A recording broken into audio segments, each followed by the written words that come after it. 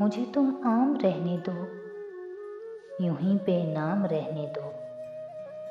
ज़रूरत ही नहीं कोई मुझे महताब कहने की, सुहाना ख्वाब कहने की, कि थर में आब कहने की। मुझे मगरूर कर देगी, खुदी से चूर कर देंगी।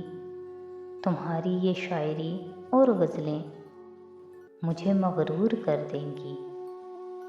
बिगाड़ो मत मेरी आदत, निगाहों को हया कहकर, लबों को बेवफा कहकर, हंसी को एक अदा कहकर, अदाओं को क़ज़ा कहकर।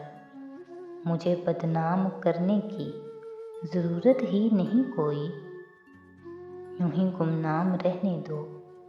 मुझे तुम आम रहने दो, मुझे तुम आम रहने दो।